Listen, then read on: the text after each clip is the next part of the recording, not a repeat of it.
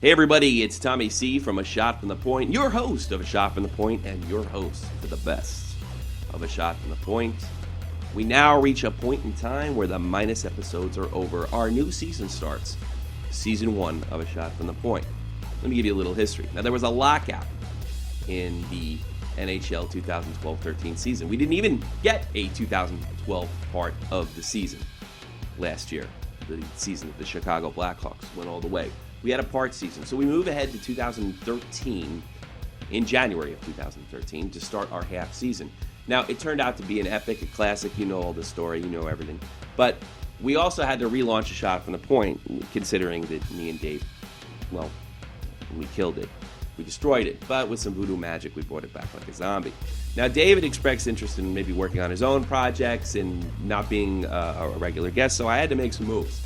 So I contacted some friends that I knew were solid hockey fans from New Jersey. One being the person you're about to hear, Jersey Jayson Lech. Now, Jayson and me go back to, I think, late 1989, 1990, when I met him. We went to school together. And he was a longtime rabid hockey fan. He's also become very knowledgeable about the game of hockey. He almost has an encyclopedia knowledge. Another good thing about Jayson, unlike me, who took a 8-year break from hockey with my Army career and games being on so late here in Germany, it was a real asset to have Jayson with his memory, really, of games and what have you. Where I'm almost back up to par, Jayson actually never left the game, so we're talking close to 30 years of hockey knowledge, and that's something very valuable to have. Now, my dream has always been, and I say this to legendary Jake all the time, that to have me and Jayson doing the hockey thing, and then Jake chimes in with his observational humor, which has become a staple of Shot from the Point. The problem is Jayson is a new daddy, and of course, being a new daddy, I understand, it comes first, ahead of everything. Also working midnights, that does not necessarily work with my schedule over here in Germany. But I always felt that Jayson would be a perfect fit for the show, and I still haven't given up on that. I just hope that one day he has time and can make a commitment for it. Yes, I'm selling it to him right now. But me and Jake had talked about this, and that's definitely what we want in the future. We want Jayson, but there's a possibility he can't do it. So maybe we can get him as a semi-regular or a once-in-a-while guest. This is my selling point. Now, the show went 2 hours, much too long, not what I wanted to do. Like I said before, did I say this before? Well, I may have said it before when I recorded something else. It went 2 hours long. It sort of sounded like a talk show. That's not what I was going for. I was going for the lighter side, shock jockey side, whatever you want to call it, of hockey. But Jayson proved not to be only knowledgeable, but very funny.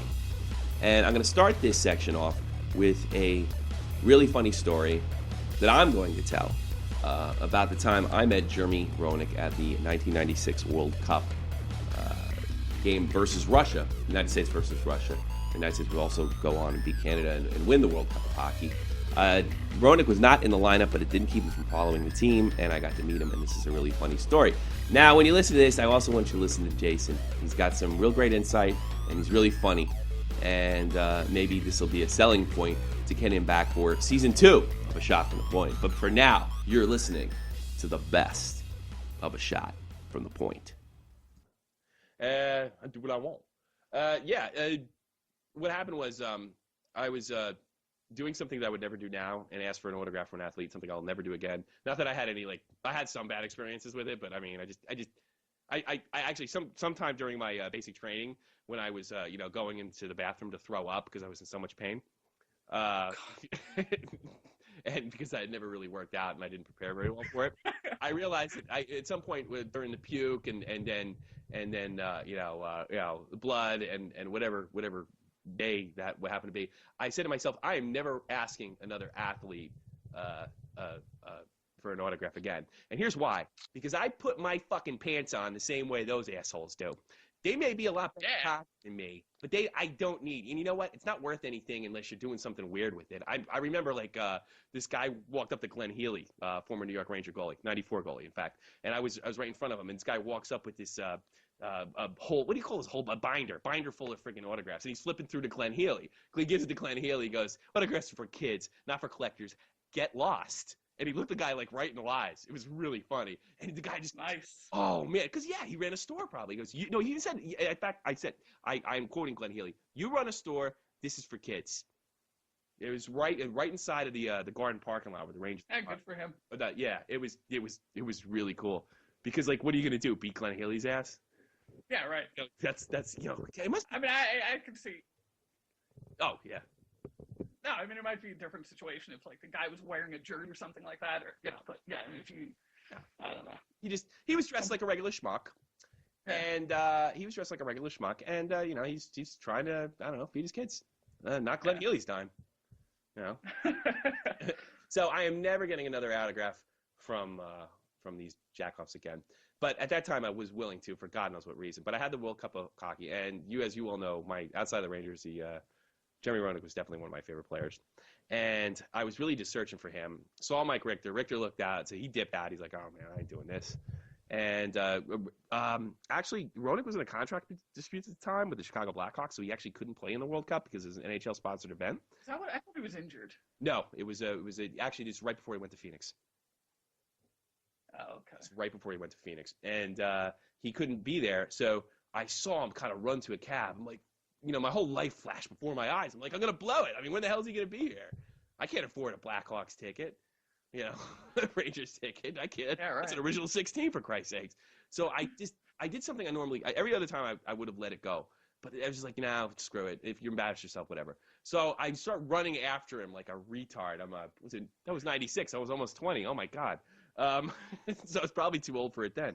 Come to think of it, he probably should have told me to fuck off. Would have totally saved my life. And I run towards the cab, and I said, Jerry, I can't afford to be here again. Could you get my autograph? And he looks at me and goes, no, does it look like I have time? And I just sat there stunned. I sat there stunned in my eye. And then these two like super hot chicks are sitting in the car that I could see at this point, and they're laughing at me, And then Roenick looks at me, he says, get over here. So I go, so he's like, he starts signing my book. He goes, are you even a friggin' Blackhawks fan? I was like, no, I'm a Jeremy Roenick fan. And he says, oh, I'm a Jeremy Roenick fan. I was like, dude, I'm never going to get to see it. You're on the friggin' cover of the book they give you or whatever the hell of it. I got to see if I still have that. And he's like, come here. And I stuck my head, and there's John Van Beesbrook sitting right next to him. Yeah. And guess what he was doing? Laughing at my ass. Yeah. This idiot that wants pen on ink, or paper on ink on paper. He could have wrote Luke Skywalker. In fact, it kind of looks like Luke Skywalker on the program, if I come to think. Could be anybody. And you didn't get you didn't have your Roenick USA jersey yet, did you? If I didn't, I did very soon. Yeah. No, I probably wouldn't. I probably wouldn't have had him sign that because that's just, what was I going to know? I mean, this was 15-something years ago. What am I going to do? Not wash it for 15 years. Right. I still wear this stupid thing. I wore it in the Shot from the Point episode, I think. Yeah, you did. They and they come out same place as the Rangers come out, 33rd and 8th. Yeah, something like that. What, the size of the jersey? No. When you saw him at the Garden.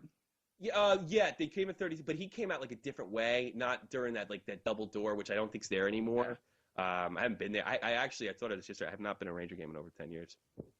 And that's sick. Oh, wow. Well, I left 8 years ago, so I mean, it's and I usually come back in the summer, so it's not really in the cards, so to speak. But I'll never do that again. I don't recommend getting autographs, kids, because it's annoying, and the players shouldn't act like pricks. When they do, I understand it's dumb, and it's just dumb. They probably should be nice to you, but look at it this way: every time they sign it, they don't want to do it because it's dumb. It's just dumb. Yeah. It's dumb. And if you had any brains at all, you'd be doing what that guy did to Glenn Healy and try to make money off it. And they don't appreciate that shit too much either. So you know what? Here's what I do. Here's my recommendation for autographs in the future. Here's what you do. You have a moment. Hey, Jeremy. Hi, Mike. Nice to meet you, kid. Take care, Jeremy. Bye. Yeah. And there's your moment. And wait for some other idiot to walk out like I do. I sit there and wait to yell stupid shit at the players. You still act do like that? an idiot. Do you still No, I haven't done that in a while. The last time I did it, Al Trotwick came out, and you know, What did you say to him? I mustered up, "Hey Al, you suck." And, That was brilliant. and I just Did you write that down? yeah, gee, that was genius. Did you write it down or? Yeah, you know, I was able to manage to memorize that one. It's like I actually said that to Devils fan. I was getting because now we got to take the train with these jerk offs. Yeah, I know. We got to come. Yeah, it's real fun even when they're not playing them. So I'm with my it's like the first game I went to with my in-laws and everything, my wife, and you know we. Weren't you on your best behavior? What? Weren't you on your wait? Weren't you on your best behavior? This is your in-law. Apparently not. Okay, good job. so we're coming home from the game and it's freezing, and you know we're taking the train home, and Devils played the Canadiens that night and they won, and the Rangers shit the bed and lost 2-1 to the Islanders, maybe even 3-1, whatever. So we're sitting on a platform in Newark, Penn, and you know they have the covered area in there. Within the covered area, sure, which makes sense. If you're from New York, you might know. Who knows? But so you go, yeah. So we're getting off the train, and this jerk off Devil fan, as we're walking into the to the little sheltered area, yells, "Rangers suck!" So yeah, I'm the last person to go through the door, and of course I can't just let that go. No, of course not. Like a normal person would. So I laced into him with what you just. Did you have? Did you have a weird, witty retort, or? Yeah, I was like, "Hey, can you hold on? You said Rangers suck. Can you write that down for me? Can I?" I was like, "Cause that was comedy gold, man. I've never heard that one before. Rangers suck. You said, right?" I heard that every day going to high school. Yeah, it's like, wow, real original. Yeah. Rangers suck. What did he say? Did he really kind of like? No, he just kind of looked at me like he just couldn't believe I said something back. So most people just cower away. Yeah. Well, there's a lot of Ranger fans out there that don't know a hockey puck from a hole in the ground. They're just kind of into Lundqvist. Yeah. I looked like a jerk off in front of my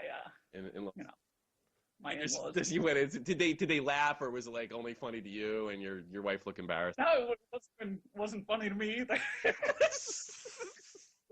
I looked like an idiot. But yeah, it was one of my many, as my wife calls them, my Larry David moments. Oh, yeah. Her and her dad swear I'm Larry David, like a legitimate, second coming of Larry David. He's funny. I heard. I never saw an episode, but I'll take your fucking word for it. Great. Yeah. So he's like Seinfeld just like ripped everything off he did, called Seinfeld, and Larry David thought he'd go on HBO and do a real Seinfeld. No, Larry David's he was one of the founders, I guess, of Seinfeld. He left, I think. They had like 2 seasons left, and he was gone. And Seinfeld actually credits him for 90% of the reason that show was funny was because of Larry David. Yeah, apparently, because I already said that. I don't know. I just comedy. When I watch HBO, that's what he was on, HBO Showtime or something like that. Yeah. When I watch Great HBO, show. I want I don't know, someone begging Christopher for their life. Anything other than that. And I don't know. I'm just a weird kind of guy that way. I'm just weird like that. Real quick. I don't know. Nothing. We're not doing anything really quick, but I guess I'll talk about it real quickly. Did you notice on opening day like how Yager and Solani and all the players from our youth had this like huge night? Yeah. It was really funny. I felt young again. I bet they did too.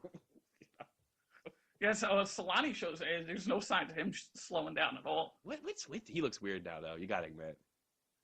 He's always looked weird. He does. I know because he's Finnish, but I mean, he just looks a lot weirder. He looks like he did look weird when he was young. He's got these like really weird bug eyes, and they kind of freak you out. And he's quite a down to earth guy too. I mean, I always like him seeing him interviewed, but in a I don't know, kind of a roundabout way, I find him quite frightening.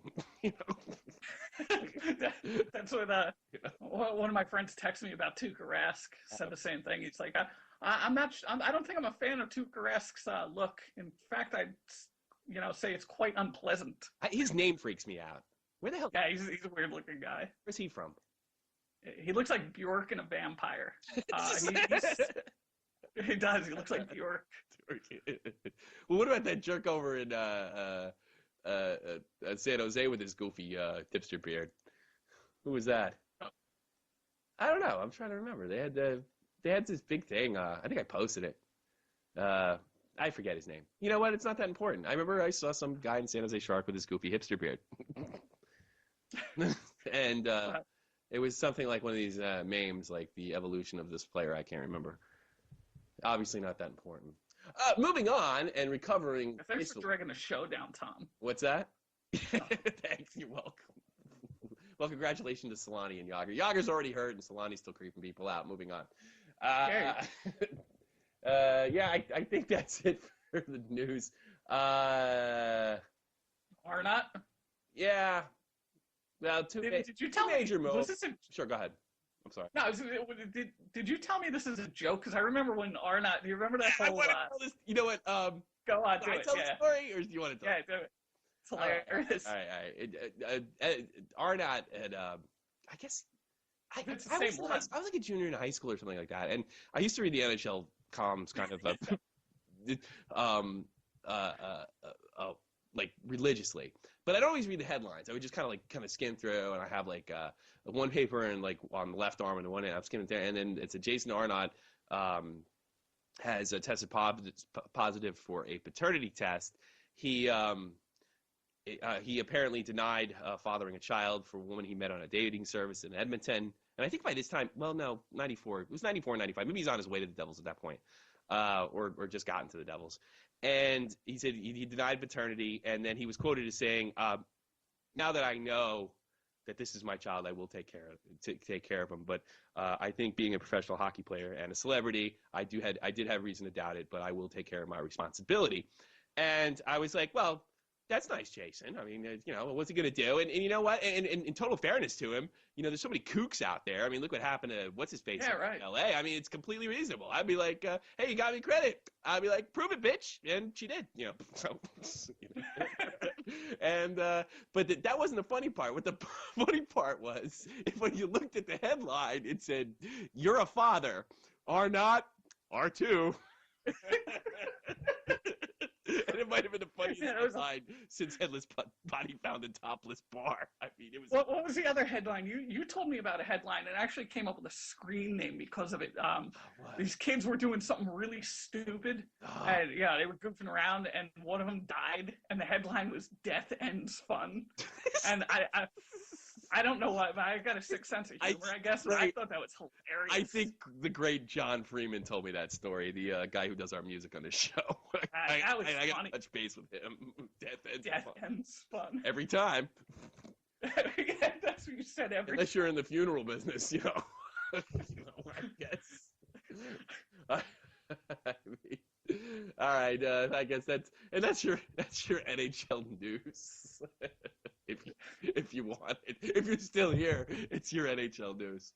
All right, I'm gonna go to the standings. Where you think's gonna pick it up? Well, we'll start off with the Rangers division because I don't know. I mean, seriously, how many games did you watch from the other league this week, or even highlights? Be honest.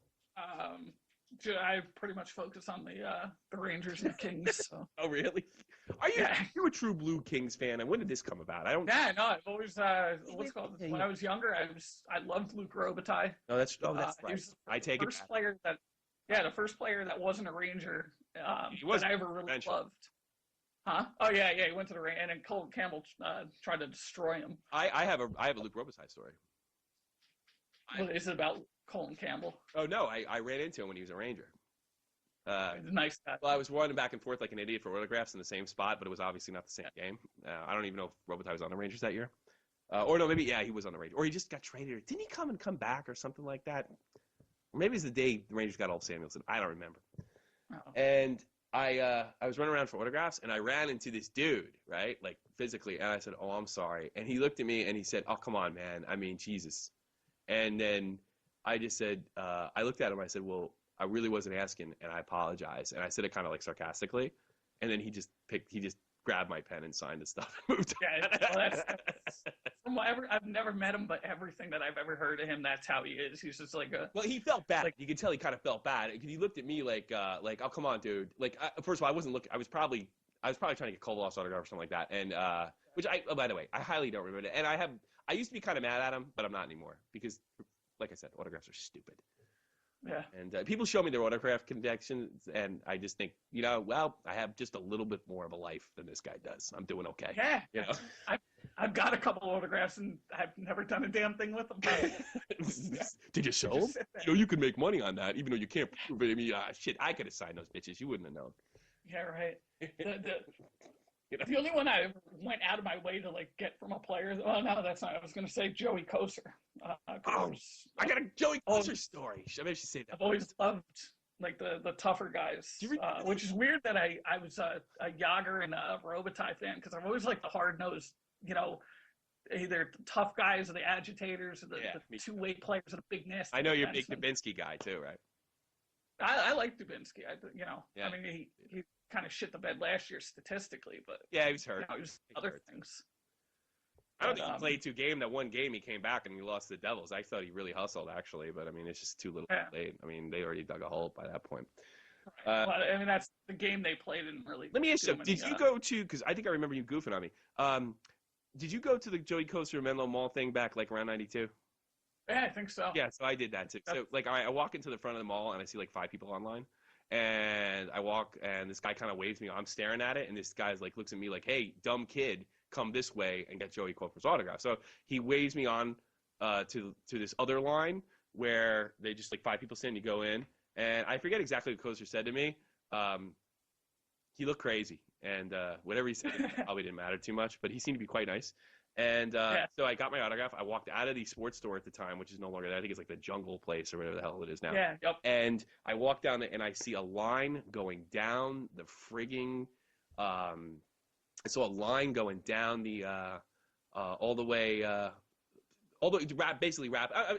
conservatively 300 people online. And I just like cut the line like totally. And my uncle said, "Yeah, that's the way you got to go through life, Tommy. Just be stupid, and things will happen to you." All right. And I didn't even get one of those like the Christmas stories. The line ends here. It starts over there. So I got through. I totally slipped through. In fact, that's a really good the Christmas story when the kid goes up to the front of the line and the old man turns around. But I actually got through, and I got through because the one guy was like, "Just hey, come on," and there was like 300 other really pissed off people online, and I think then I saw you. Now that I saw you sitting in a thing, and you were like, I told you a story, and you looked at me and you said, "What an idiot," something like that. And then I said something to like, "How long did you wait online?" And you said about an hour and a half, and I was like, "Okay, I went. See you later." Who's the idiot now, right? Yeah, right. Yeah, sure. But by the way, your mom's here. Your mom's here with her sister. You got to go. You got to walk out the mall with your mom. Hold her hand. I think my dad took me. Yeah, I think he did. Your mom would be caught dead in front of a hockey player. I'm sure your dad really wanted to be there. He hated. My dad still hates going out in public, and I'm kind of like him now. But he hates going to hockey games, anything. Really? If I offered to buy him like tickets to Billy Joel, he tell me he'd rather, just listen to the CDs at home. I'm not. Well, you could save some money, son, you dumbass. I love my dad. Yeah, I do too. And I'm not going to tell this story because it's not mine to tell. But I've been in the Army. I served about 8 months in Iraq. And he actually, before I even thought about joining, he told me the best war story ever. And I'm not going to tell because, like I said, it's not for me to tell. And it's not bloody, gory, violent. It's actually really, really funny. But, big shout out to your dad. Hey, we're like fellow veterans now. You think you'll have like some kind of like weird like link? No, believe me. I sat on a base and your dad actually fought. According to him, you guys had it a hell of a lot worse. There is no truth to that whatsoever. I think I'm not a veteran, so I don't. Not me personally. I didn't have it bad. I mean, there was guys that had it maybe worse than your dad, but I think in the great scheme of things, we had internet. We could write home. I mean, look, war's hell. I'm not going to say, I don't want to get into that too. I'm actually kind of sorry I said that. War's hell either way. But Yeah, I can't imagine not being able to talk to my family every day. And I know your dad didn't for a whole, like, at least 12 months. 9 months or whatever. Yeah. It's And the thing is, if you tell any guy, if you say anything like that to any guy in the military or talk to them, anybody else probably had it worse than what they had it, because that's just how these guys are. Yeah, I don't know. I mean, he thinks we had it worse. I believe me. Tell him I played Tetris. Yeah, right. Well, I wasn't in the infantry too. I don't know. He probably got drafted, dumbass. He should have joined before they got him. Yeah, yeah, he got drafted. Yeah. Best war story ever. Give your best to my dad. Let's actually get to what we're doing for a change. Well, you know what? We've continued the Dave and Tommy tradition of not being able to focus on any one thing at one time. That's fine. I just wanted to say too, real quick, the Joey Koser thing. I think originally Darren Turcotte, and I don't know why I remember stupid things like this. I think Turcotte was supposed to be there, Darren Turcotte, and they he missed his plane or something like that, or something happened, because this was in the summer, and Joe Koser actually he got there, and that's just the kind of guy he always was. He got there and signed autographs for the fans, and stepped up for a teammate like he did on the ice, and like you said, there were a bunch of people there, and people forget that what a fan favorite Joe Koser was, and how the Garden would start rocking Joey every time he replaced Knuckles Nyland. Really, I mean, he was our Knuckles Nyland. Yeah, and I fret to think, and I don't remember, but like when Prober and him were in the same team, it just must have been freaky to go into Hockey Town. It just must have been freaky.